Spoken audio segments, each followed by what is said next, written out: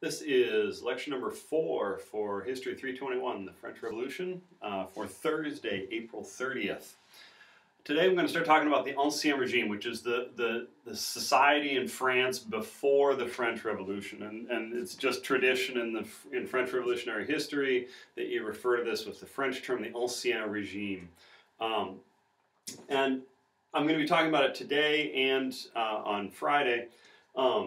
And basically, I'm going to go through the different groups and social classes in France before the French Revolution. And the reason I'm doing that is in part because we're going to be reading the Lucien Febvre is a Marxist historical account of the French Revolution. And for the Marxists, class conflict is the center of the French Revolution. So we need to know what classes existed and who these social classes were, because the Marxists are going to be throwing around all these terms saying, you know, the bourgeoisie is doing this, and the peasantry is doing that, and the proletariat is doing that, etc.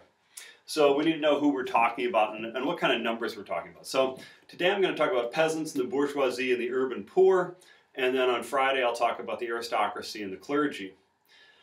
But before we get into the actual groups, we have to start talking about, when you talk about the Ancien Regime, you have to recognize that it's really in a lot of ways still a society that was determined by feudalism. And what do I mean by that? I'm not going to go into a whole history of feudalism, but I want to just talk about some of the things. This is sort of a society that it's changed a lot in the 200 years before the French Revolution, but there's still a whole bunch of society that's basically just sort of left over from the Middle Ages. And so I want to talk about that. First of all, this is a society that is built on hierarchy.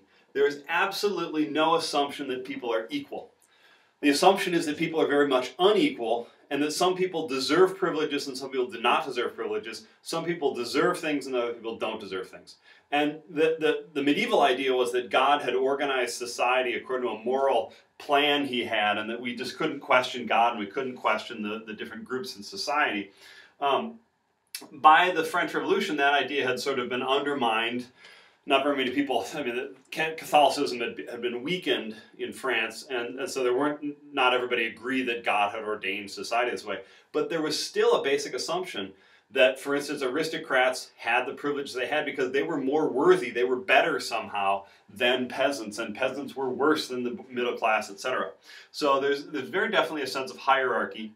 And there's a very strong sense that everybody has to have somebody above them, except for the king, who sort of keeps track of them, that everybody has a lord above them, a seigneur, everybody has a boss, everybody owes deference to those above them in the social hierarchy. The second part of this is that political power is personal. And this is sort of a hard one for us to understand, because today in our government, you know, we say, well, we respect the office of the President of the United States, and we give respect to whoever happens to be the President, and we give them the powers based on the fact that they occupy the office of the President. But as soon as they're out of the office of President, we don't give them those powers anymore, right? So it's the office that has the powers, and whoever happens to be holding the office holds those powers as long as they hold the office. Well, in feudal society and in France, in the Ancien Regime, power is personal. Political power is personal. You know, the reason the king had political power in part was because he had personal relationships with his dukes and with his lords and whatever, and they had a personal loyalty to him that wasn't necessarily because he was king. It's kind of hard to explain, but it was totally tied up with personal relationships and personal loyalties. And so there was a sense that even if Louis XVI stopped being king, you would still owe him loyalty if you were loyal to him before. And so there's a very real sense that the king is the king because of a personal relationship, and the political power is inseparable from the person in a lot of ways. Okay, another way, another thing we didn't know about the Ancien Regime is that there was, you know, we today, especially in France, right, France today has a very centralized government. They have, the central government sets, say, education policy, and every department, which is like a state in the French government, follows the centralized plan for the education, and every school in France follows this education plan. And you'll frequently hear people say that, on any given day, you could go to the Ministry of Education in Paris and ask them what fourth graders are learning in school today, and they could tell you, right? And it would apply to every fourth grader in France. They have a very centralized system now. It's very systematized. But in feudalism and the Ancien regime, it was totally not systematic. It was a system that had grown sort of organically for 1,000 years, and there had never been a centralized system to it. It was just totally broken up in all sorts of different chunks. So, for instance, the law, there might be different tax laws in different parts of the country. Everybody in France paid a tithe, which is a tax to the church, a portion of their income. And the tithe literally means a tenth. You're supposed to pay 10% of your income to the church. But the actual amount people paid was based on tradition in different regions. So in one region, they might pay 5%, in another region, they might pay 12% or something like that. And there were completely different legal systems in different parts of France. And so the king of France was the king of all the French people, the whole territory of France. But he was the king of that whole territory only because each of the individual regions, which were totally independent from each other, recognized him as their king, sort of in the same way that Elizabeth II of England is still recognized as the Queen of Australia, even though she's not there, right? And Australia has a totally different constitution and legal system than England. She just happens to be the queen of both. So the king of France was the king of all of France, but France was really a collection of different regions, each of which had their own legal systems, their own traditions, their own, everything was different. And so there was really no way you could talk about anything systematic in the French system. And what's kind of interesting about this is that some of the biggest variations showed up in seigneurial dues. And I'll talk about seigneurial dues more when I get into peasants. But basically, seigneurial dues are sorts of taxes that you owe to an individual based on who's the lord of your land. And these could vary all over the place in terms, peasants in one place could be paying 30, 40, 50% of their income in seigneurial dues, and then peasants in another region are paying 10%. And it's just there's wild variation. So there's really no systematic form of government in France at this time. It's a huge patchwork of all these different traditions and legal systems, etc., that sort of all overlap with each other, and it's not clear who's in charge. I mean, there's actually different legal systems. For instance, the Catholic Church runs a church court system in France, and then each region has a court system, and there are different jurisdictions that overlap, and it's not clear which jurisdiction has precedence and who actually gets to decide what the law is. If you don't like your results in one court, you can go ask another court. Right? The one uniformity in all this is that the king is really powerful. The king is, in some sense, the center of the entire government. Everybody owes their role in the government to the king because the king appoints them. And so the king is really the center of government in a lot of ways.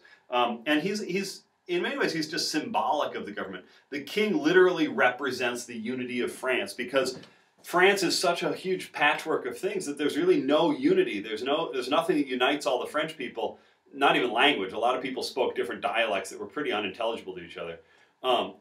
So there's nothing that unites all of France except the king. They're all subjects of the king. So the king is this huge symbol of sort of French national unity of what France is. And his body is literally seen as the embodiment of the government of France. And in a lot of ways, the thing the king does is he's simply a symbol.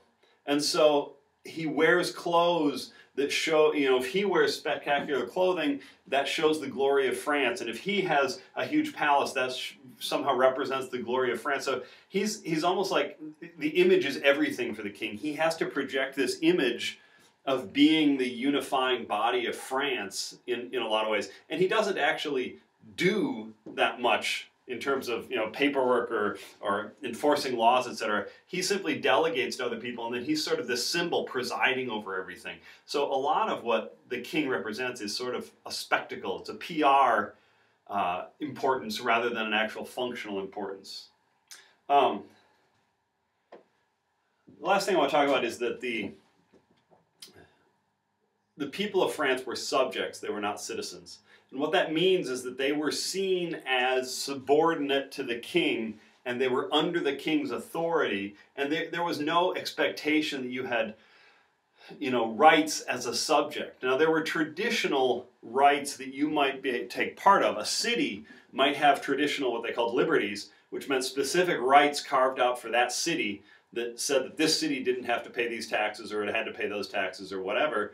And if you lived in that city, you got those rights, but it wasn't that as a subject you had particular rights. You really didn't. The idea of a subject was that you were a sort of a servant in the king's household is perhaps a better way to think about it. That all of France is the king's household. And the king, as the head of the household, gets to tell you what to do, and you do it because you're a part of the household. So you have certain claims on the king as a member of his household, but you don't have rights. Okay. And I want to point out that actually, and we'll get into this later, but the government was actually seen as the king's household management, right? So nobody thought they had any reason to know what the business of the French government was because it wasn't their business. It was the king's private business. Just as you don't need to know what your next door neighbor's, how much he spends on his mortgage and or whatever, you didn't need to know how much the king spent on the army. Right? There was no sense of public government. It was the king's private household. Okay? So, keeping all that in mind, let's turn then to some of these groups of people in French society and talk about, sort of how French society functioned and what it looked like. Well, the overwhelming majority of the population, 80% of the population of France, was peasants. That's about 21 million people. France has about 26 million people at this time, before the French Revolution. In France itself, the actual French Empire, they controlled islands in the Caribbean and elsewhere. The whole French Empire probably had 95 million people in it. But 26 million live in France, and 21 million of those are peasants. And by peasants, I mean people who make their living primarily by farming on small farms. Okay, these are not, the aristocrats make their living, I guess you could say, primarily by farming, but they own, hundreds or thousands or tens of thousands of acres and have other people work on it, so they're not really farming. Peasants are people who are actually, getting their hands dirty, on the plow, working with the horses, etc. So about 80% of the population is peasants. And one of the things to know about peasants is they are extremely local. Most of the economic activity peasants take part in, it happens within 5 to 10 miles of their house. Meaning that they're in a farm in a little village, and they trade with other people up to like 10 miles away, right? And most peasants, we'll talk about what happens to their harvest, but in terms of the harvest, most peasants either they grow a bunch of food, they produce, they raise chickens or pigs or whatever, they grow a little bit in their garden. Of that stuff, most of it goes to seigneurial dues and taxes. Most of the rest of it, they eat, right? And then a very small percentage, and for some peasants it's zero, but a very small percentage gets sold and in order to buy a few things. So it's really just a tiny percentage of what a peasant grows that actually gets sold on the open market. So peasants are really basically subsistence farmers. But they're extremely local. One historian estimated that the average peasant in France in the course of his lifetime never ever got more than 25 miles away from the place of his birth or her birth. So this is subsistence farming. And it's based on tradition. Peasants are extremely traditional for reasons I'll get into in a minute. But peasants did not have any real means of trying out technological or technical innovations in farming. They couldn't experiment and get better. So the actual productivity per acre in France was pretty bad at this point. England had much better productivity per acre at this point. And that was largely because French peasants were sort of locked into this cycle where they were so close to starvation all the time that they didn't dare try any innovations, because if it failed, they would starve to death. And so they were sort of they had no margin for error, so they had to stick to what they knew. They could not try anything different. And they didn't have any capital to invest. I mean, they couldn't buy a water wheel or a new mill or anything like that, because they simply didn't have any money for that. So they were kind of locked into the system they were in.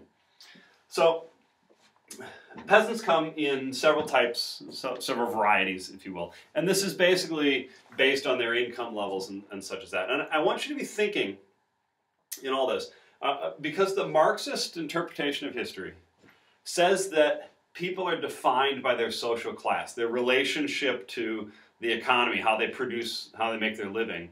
And so peasants are defined by farming, right?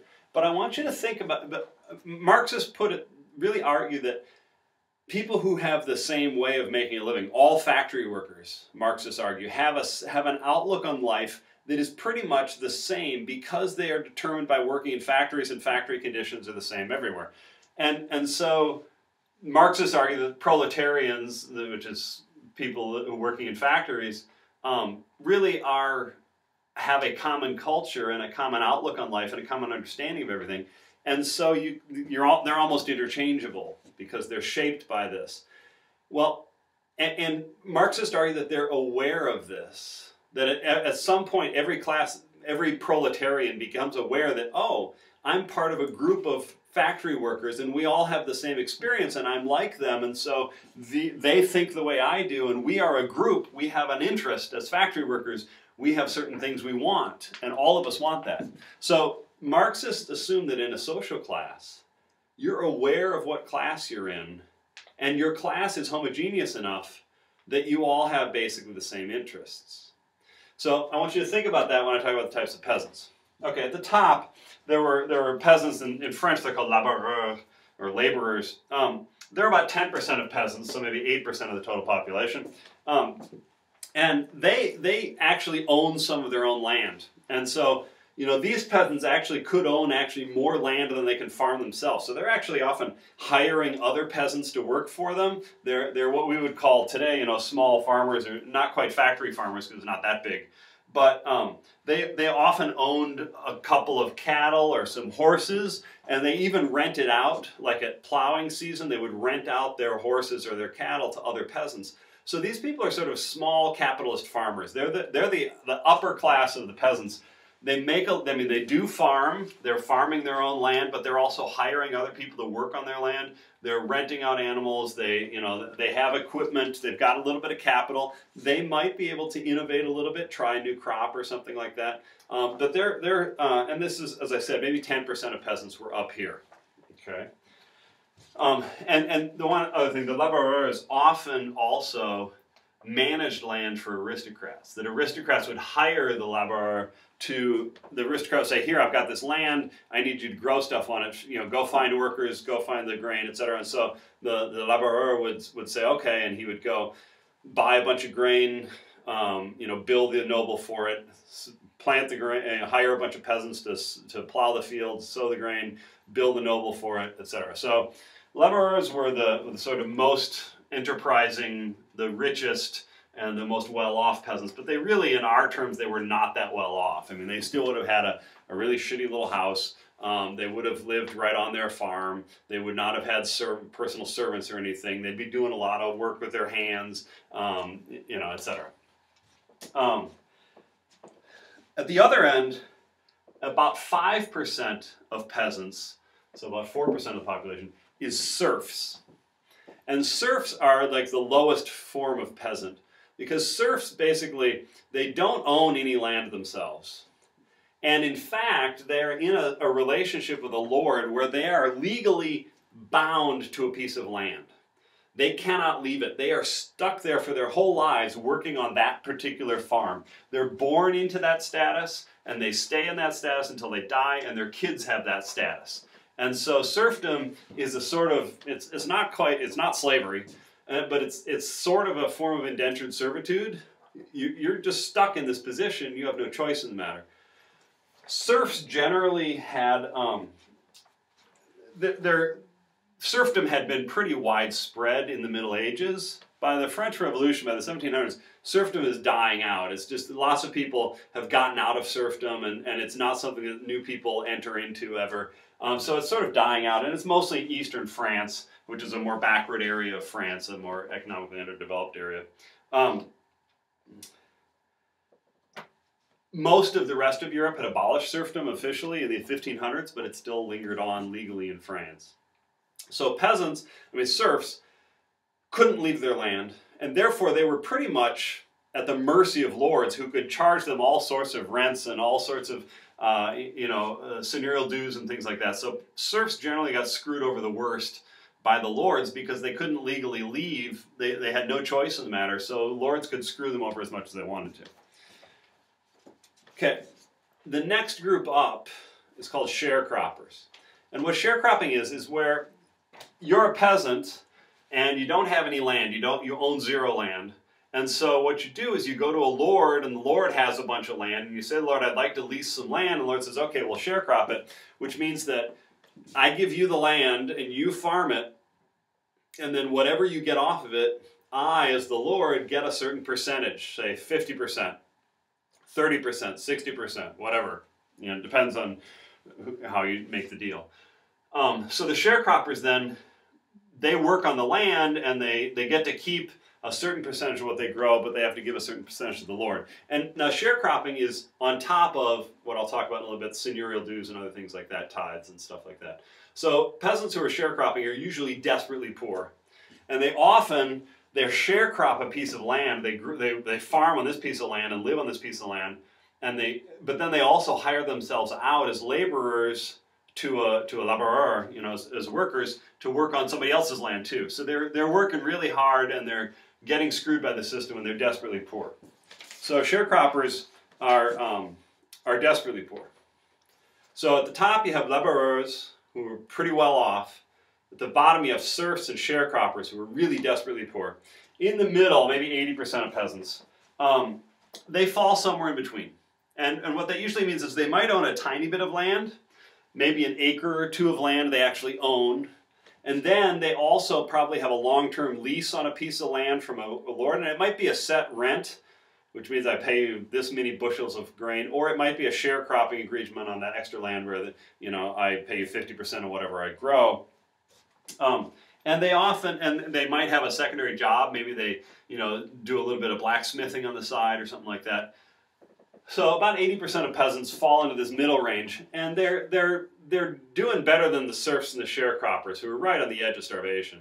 But this 80% of peasants are really not doing well. They generally live in a 1 or 2 bedroom house, and a 1 or 2 room house, not bedroom house, where the whole family just sleeps together in one bed. They often have the livestock living in the house with them, so you could say they're living in a barn.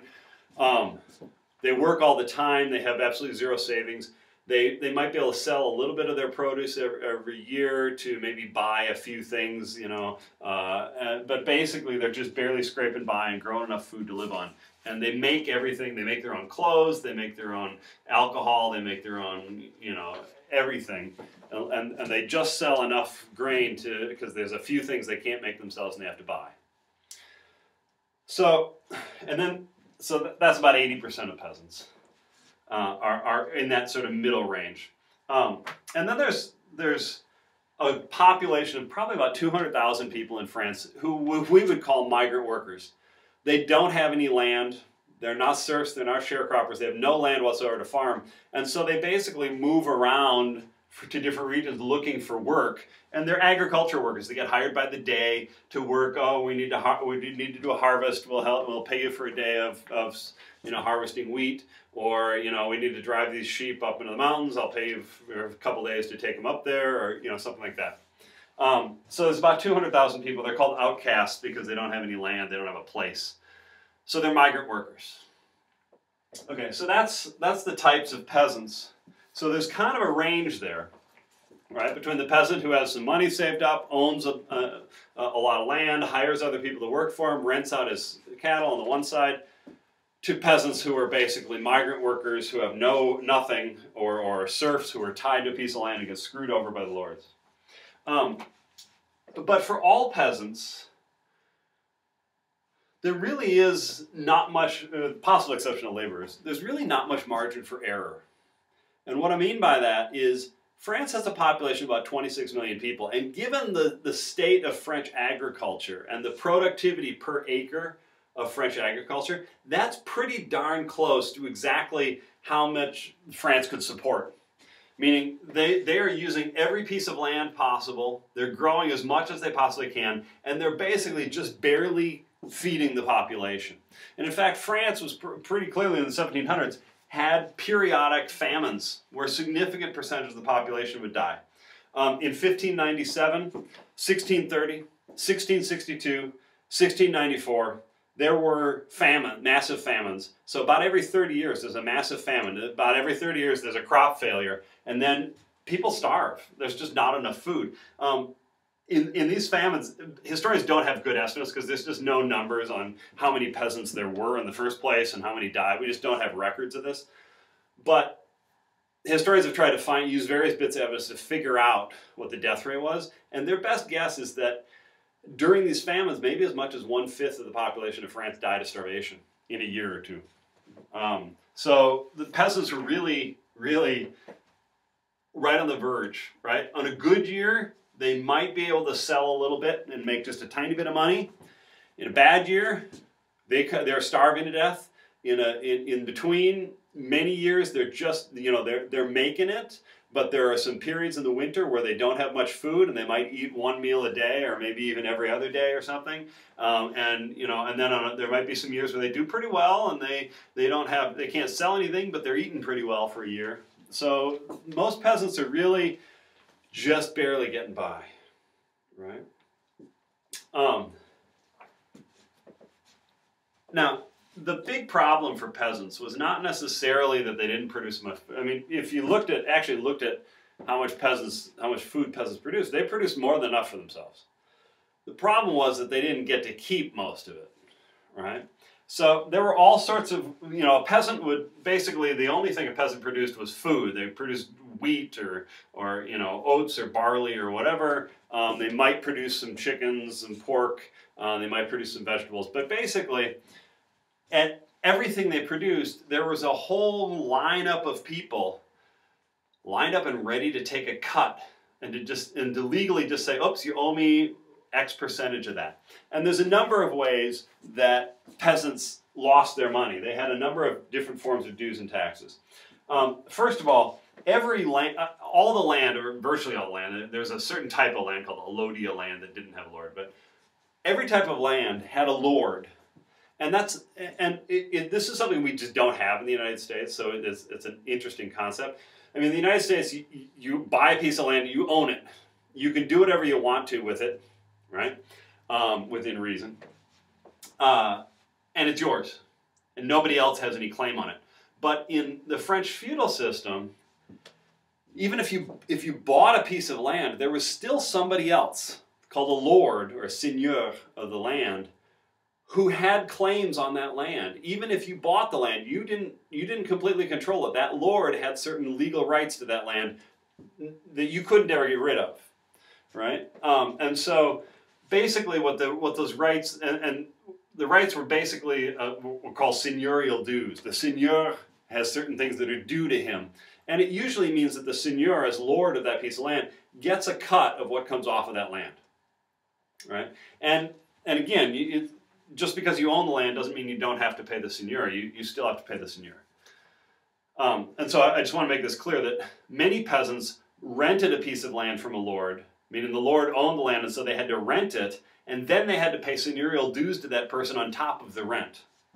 Okay, so in sort of realistic terms, suppose you rent an apartment in the United States, and it turns out you actually have to you not only have to pay rent, which is maybe 30% of your paycheck every month, but you also have to give an additional 5% of your paycheck to the landlord just because, right? Just because. So seigneurial dues, there were a bunch of types. There are a bunch of ways that lords made money off of peasants, right? The lord of a piece of land, and the lord was usually an aristocrat, but it could be the church. Oftentimes the church would buy land and become the lord of that land. And so often bishops or heads of monasteries were big lords of a lot of land. Occasionally there would be a piece of land where a commoner had bought the seigneurial dues to a piece of land and was the lord of a piece of land, even though they weren't an aristocrat, but that was very rare. So essentially, aristocrats had these claims on all the land that they had in their territory that they were lord of. One of the first things was aristocrats ran seigneurial courts. And basically, so they ran the court system. And they could call peasants into court, and they decided legal cases. And if there were any fines or anything like that, peasants had to pay the lord, who was the judge. So the judge had a vested interest in whether or not he found the peasant guilty and made him pay a fine, because the judge got to pocket the fine. Not exactly a great system, but that's how it works. So peasants often wind up paying lords for different fines. If they were accused of cutting down too much wood in the lord's forest or something, they get a fine for it, and they'd have to pay that. So seigneurial courts often imposed fines. But the biggest thing is there were a whole bunch of seigneurial dues, and the dues tended to come in various sorts. First of all, there was the cens, which is just an annual fee that the peasant just had to pay a flat rate annual fee to the lord. And it varied quite a bit from area to area, region to region. Second of all, there were lots de vente, which are sales taxes. Anything the peasant sold, he had to give a certain percentage to the lord of the land that he had grown it on. There were inheritance taxes. When a peasant died and the peasant's kids inherited the land, they had to pay a certain fee to the lord as an inheritance tax. There was the champart, which was the taxes in kind. The champart was the big one, because essentially peasants, for instance, they might rent a piece of land, and there's a bit of forest on the land, and then there's farm fields, and there might be a pond or something. Well, the peasant could fish in the pond, but any fish the peasant took out of the pond, he had to give a certain percentage to the lord. And if the peasant went into the forest and got wood, he had to give a certain percentage to the lord. And if the peasant raised pigs, he had to give a certain percentage to the lord. And if the peasant raised grain, he had to give a certain percentage to the lord. And these percentages varied from region to region, from peasant to peasant, and all over the place, and from time to time. But they were pretty serious. The champart, the seigneurial dues that were in kind, were often 20, 30, 40% of what a peasant produced, right? On top of rent for the land. These were dues that they had to pay on top of that, just because the lord was the lord. And then finally, there was another seigneurial due called the corvée. And the corvée was paid not in goods, but in labor. So for instance, if you lived on a piece of land, the lord could require you to work 2 days a year on whatever the lord required you to do. And so this might mean the lord had another piece of land and he wants you to go work on that piece of land for 2 days a year. It might mean the lord wants to fix a road, and you're going to be out there with a shovel helping to fix the road for 2 days a year, or what have you. So peasants had to pay corvée, which was they had to actually give a certain amount of time as labor as a tax. So you can only pay the tax by giving labor. Okay, so that's the dues. These are just sort of payments that peasants made. There were also a series of things called bans. And basically what this was is that a peasant was required, if they wanted to buy a service, they had to buy it from the lord. They couldn't buy it from anybody else. And so, for instance, a lord might have a ban on milling, which means that in the lord's territory, every peasant could only mill their grain at the flour mills that the lord owned. They couldn't mill it at home. They couldn't open their own mill. They couldn't build a mill. They couldn't go somewhere else and mill it. They had to mill it at the lord's mill, and the lord could charge whatever the lord wanted to for this. So the peasants got screwed there also. There were also, in wine regions, peasants couldn't press their own grapes. They had to use the lord's wine press, right? And the lord charged them for that. And so there are all sorts of dues and fees there also.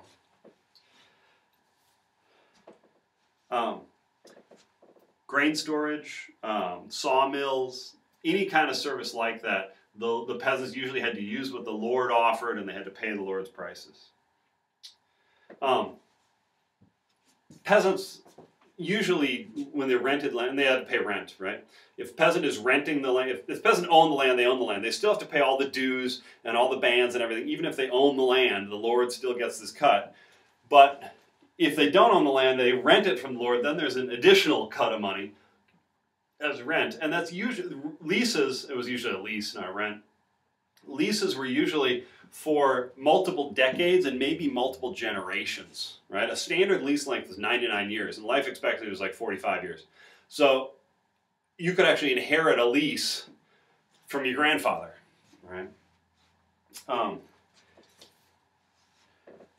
Okay, so that's seigneurial dues.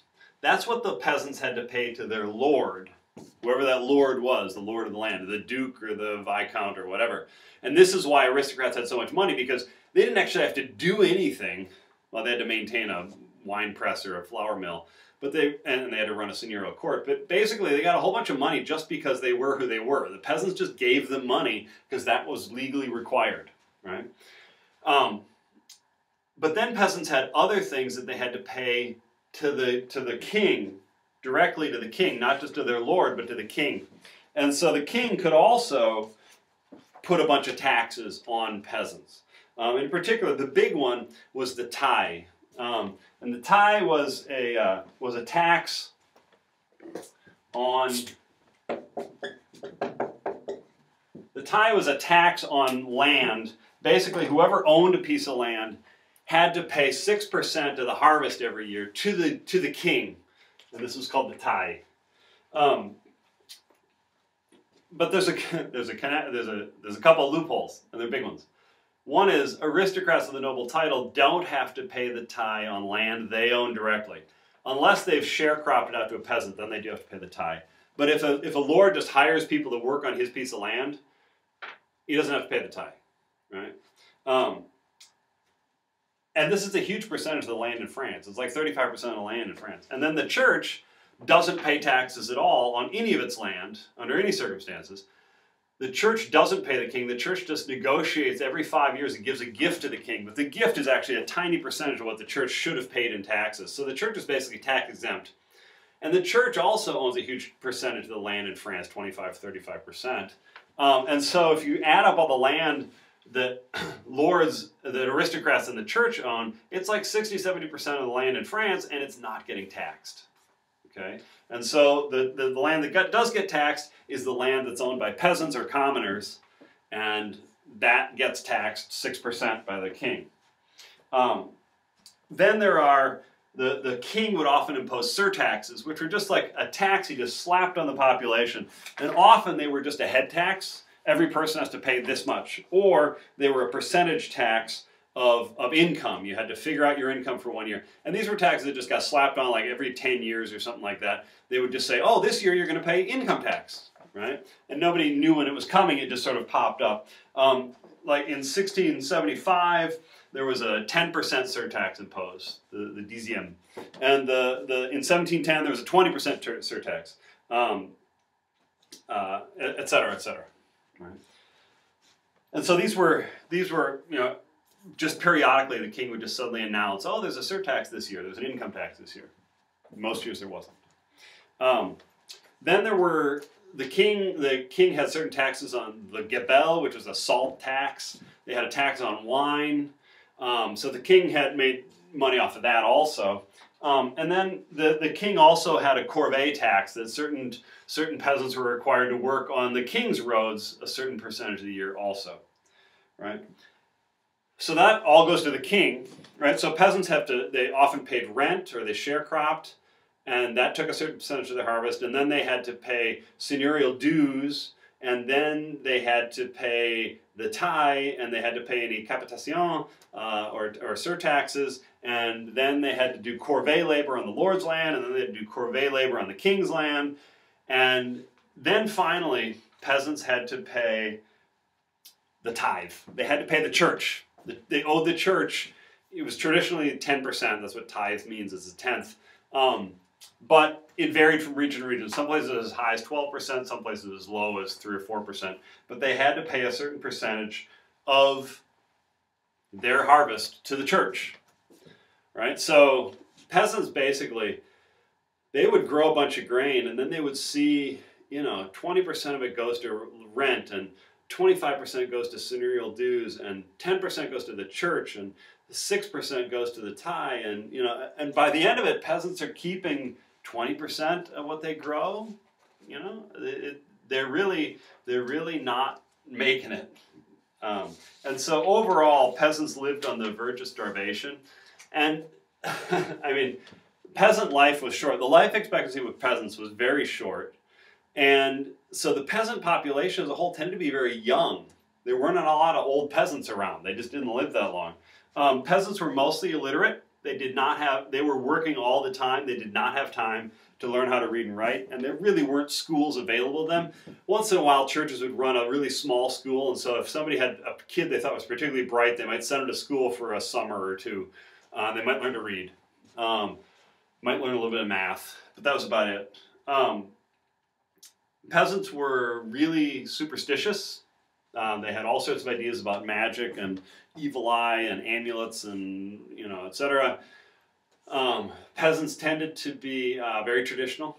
They were living so close to starvation that, as I said, they couldn't really innovate at all. They just stuck to what they knew. And so that's 80% of the population of France, right? So when the French Revolution hits, peasants really have a hard time figuring out what the heck is going on here, because everything starts to get upended, and peasants just simply don't have, their news is just coming from rumors, because they don't travel very far. They just get rumors. They don't read, so they're not reading newspapers or anything. They just hear rumors, and they're trying to figure out what's going on, and everything seems to be changing. And so peasants are really befuddled by the French Revolution, and they often respond kind of badly to it. We'll see that. All right, so that's peasants. That's 80% of the population. The next group I want to talk about is the bourgeoisie. And capitalists love to talk about the bourgeoisie. I mean, not capitalists, Marxists love to talk about the bourgeoisie. Because the bourgeoisie in French, it literally means people who live in cities. But what they really mean by bourgeoisie is the upper classes in the cities, right? So these are the people who are fairly well-to-do or wealthy, who live in cities, and they don't work with their hands generally, although artisans are often included in the bourgeoisie. But, so what occupations are in the bourgeoisie? Doctors are bourgeois. Lawyers are bourgeois. Merchants who do long distance trade, they buy fabric here and sell it in the Middle East or something like that, or they buy spices from India and sell them in Paris. Merchants of long distance merchants like that, those are all bourgeois. And there were some manufacturers in Paris in particular, in northern France. For instance, there were some artisans. Artisans are people who work in a shop, and they basically live in the shop, and they, like a shoemaker, he makes his own shoes, he sells the shoes right out of his shop in his house. That's an artisan. Artisans were also part of the bourgeoisie, because a lot of master shoemakers might employ 15, 20 people under them, right? So it's a small business, if you will. And then there were also some artisans who really did make it big. There was one guy in Paris who happened to have his factory burned down at the beginning of the revolution, but he had a factory that employed a couple hundred people, and he made wallpaper, right? He printed wallpaper, big rolls of wallpaper. So, and there were printing presses and publishing houses and things like that were fairly substantial in terms of the number of employees. So the owners of those types of places were also in the bourgeoisie, right? And the bourgeoisie is about 5% of the population of France, so it's really not a huge portion of the, 1 out of every 20 people in France is in the bourgeoisie. And the bourgeoisie is fairly well-to-do. Doctors, lawyers, owners of businesses like this. They've got a house. They buy all their food. They've got servants. They buy nice clothes. They're doing pretty well, right? But for the bourgeoisie, they were always very aware that they were higher on the hierarchy of society. They were below the aristocrats because they did not have noble titles. If they had a title, they'd be aristocrats. They didn't. And so the bourgeoisie was always aware they were sort of second-class citizens. It didn't matter how much money they made. And some of these bourgeois merchants were really what we would today call multimillionaires. And yet they were considered below nobles who were way poorer than they were, because nobles, aristocrats, were higher in the social hierarchy because of that title, right? And so the bourgeoisie, really the biggest aspiration for a bourgeois person was to get so rich that you could afford to buy a noble title. And I'll talk about how that works later. But that was the aspiration, was become noble. And maybe, or if you couldn't become noble yourself, maybe you could marry your daughter with a huge dowry off to some aristocrat who was a little bit short on money. And so the aristocrat, your grandchildren at least, your daughter would take a noble title because she married an aristocrat, and her kids, your grandkids, would be noble. So that might be an aspiration for a bourgeois person. So they really wanted to get into the bourgeoisie. And in many ways, the bourgeoisie spent a lot of its time trying to imitate the nobility, right? They tried to dress like them. They tried to have big houses like them. They tried to eat like them. They tried to do pastimes like hunting and things like that. all to show that they could be, noble. And so the bourgeoisie was rich, but they were really cut out of political power. The bourgeoisie was very hard to get into government and have any kind of political power without being a noble. Basically, just nobles are the only ones who could be appointed minister of this or a judge or whatever. The bourgeoisie just couldn't do it, right? Because they didn't have the noble titles. And so the bourgeoisie had this sort of inferiority complex. Now, Marxists argue that the bourgeoisie is the driving force in the French Revolution. That the bourgeoisie, this group of well-to-do people who didn't have noble titles, the Marxists argue they resented the system that made them second-class citizens, and so they were the driving force behind the French Revolution. And the idea is that these guys were educated, they had read their Enlightenment books, they could bring up all the language of liberty and justice and equality, etc., and they had the time and the energy to agitate and to join the National Assembly, etc. And so the bourgeoisie is the driving force of the French Revolution. And in particular, Marx argued that the bourgeoisie was by and large these manufacturers, the guys who owned factories, and they felt like they couldn't grow their businesses because of all these aristocratic privileges and dues and everything, and it was standing in the way of progress, and so they overthrew the aristocracy in order to create capitalism, which is a system that favored business owners and factory owners. That's the Marxist theory. So when Marxists say what's happening in the French Revolution, they're saying is that this bourgeoisie is economically frustrated, and they're frustrated by the aristocracy and all the privileges they have, and they overthrow the whole system to create a new system that allows the bourgeoisie to flourish, and that system is capitalism in the 19th century and the 20th century. But one of the key points of this is that for that to happen, Marxists like to talk about the bourgeoisie did this, and the bourgeoisie wanted that. And the bourgeoisie was afraid of this. They talk about the bourgeoisie as if all bourgeois people are the same, right? They want the same things, they think the same way, etc. Well, there's something to that, and we'll see that there's a lot of truth in that. But a number of historians have gotten in an argument about how much is that actually true, right? And so, Marxists, for instance, argue that the bourgeoisie was the leaders, and they were self-consciously aware that they had interests in manufacturing and free trade, and they wanted to get rid of all the seigneurial dues and all the restrictions that aristocrats had in order to free up the economy so that they could expand. But to prove that, you have to show, in history, you have to show that that's actually what the people who carried out the French Revolution thought they were doing, right? You actually have to show that, right? It's great theory, but you actually have to look into the details and see is that actually what's going on. Well, a number of people have argued that the Marxists are sort of right, but they've got some problems. There's a historian named Eleanor Barber who's looked at the bourgeoisie before the French Revolution, and her argument is an interesting one. She says the bourgeoisie was not an economic class. Doctors and lawyers make their money in a very different way than somebody who owns a wallpaper manufacturing plant, and that's very different than somebody who owns a little small shoe shop and employs 5 people.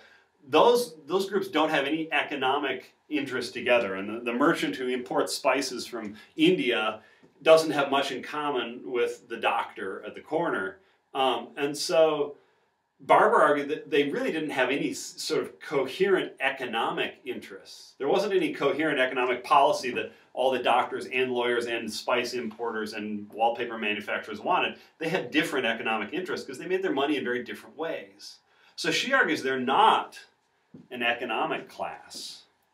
But she does argue that they are a cultural class, that they have a couple of common attitudes that shape their outlook on life. They have some common attitudes that they all share, a culture that's very different from the aristocrats and very different from the peasants. And so Barber argues that the bourgeoisie does act in a fairly coherent manner in the French Revolution, not because they have a common economic interest, but because they have common cultural outlook. They have common attitudes in common.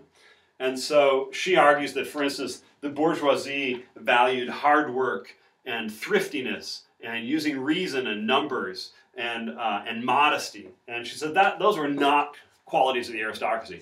The aristocracy it was actually, you could lose your noble title if you were caught working. So you weren't supposed to work if you were a noble. And so nobles had no work ethic whatsoever. And nobles are supposed to show off their wealth by wearing fancy clothes and having lots of fancy horses and servants and things like that. Conspicuous consumption was how you got power as a noble. So nobles were not thrifty at all. And nobles were not modest. You're supposed to wear flashy clothes and show yourself off and push yourself forward. So Barber argues that the bourgeoisie was fundamentally a unique class. They were a class because they all shared these values of like hard work and thriftiness and humility and things like that. One other historian we're going to read, Francois Furet, he argues that the bourgeoisie was not a single class. He argues that, in fact, the bourgeoisie was, doctors had one set of interests and one set of attitudes and one outlook on life, and lawyers had a different one, and manufacturers had a different one, and small shoe shop owners had a different one, and spice importers had a different one. And Furet argues that, in fact, these people had nothing in common with each other. Right? They really didn't have any economic interests in common. They had no common culture. And in fact, he said, what the bourgeoisie was doing was actually trying to divide itself up all the time.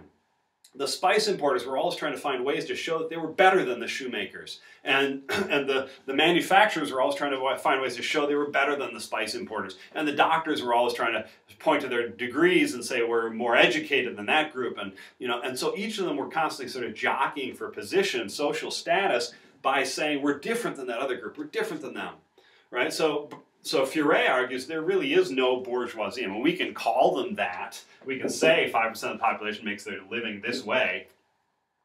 But we're sort of creating an artificial group here. The artificial group didn't exist. Instead, Furet argues that the idea of the bourgeoisie, the whole idea that that group of occupations makes a coherent group who has a common outlook, was created during the French Revolution.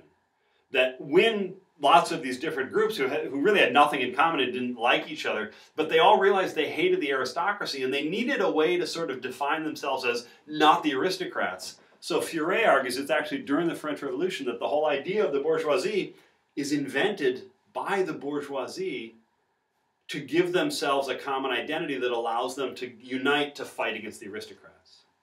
But Furet argues that they were not there before.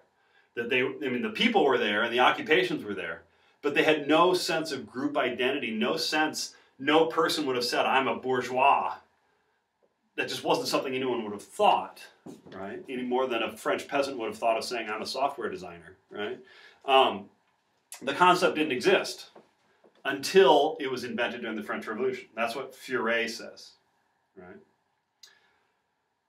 All right, so that's the bourgeoisie. And we're going to pay a lot of attention to the bourgeoisie because there are a lot of doctors and lawyers and that type who wind up being revolutionaries, okay? So we're going to watch that. And we're going to try to figure out, maybe Furet is right, maybe Barber is right, maybe the Marxists are right. Maybe they're all right. The last group I want to look at is just the urban poor. There's a whole group of people. They're about 10% of the population of France. They live in various cities. Paris, certainly. Paris is, I don't remember the exact population off the top of my head, but roughly 600,000 people.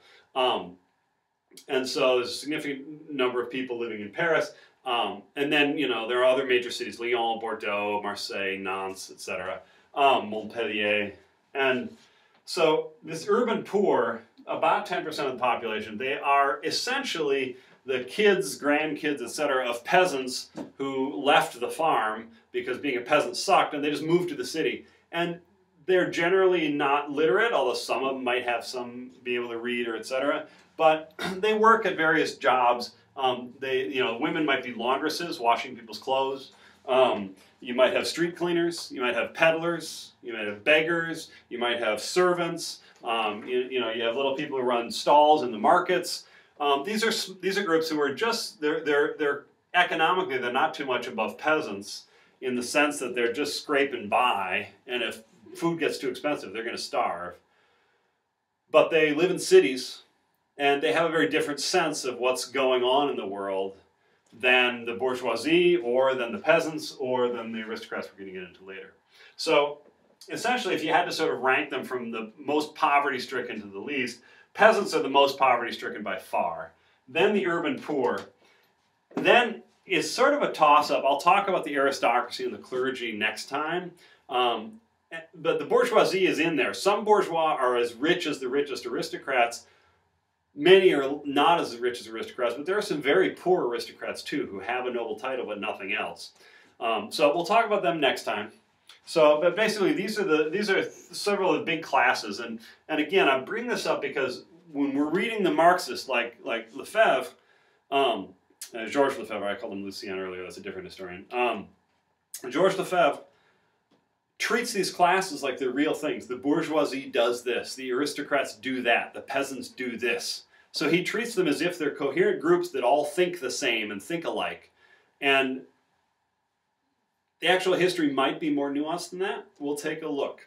And it's possible that the Marxist ideas are sort of oversimplifying, but they're doing it for a very useful reason. Or, some historians would argue, the Marxists have oversimplified things and they don't represent reality anymore. They've simplified to the point where it's not reality anymore. We'll find out more about that next time. On Friday, I'll talk about aristocrats and the clergy.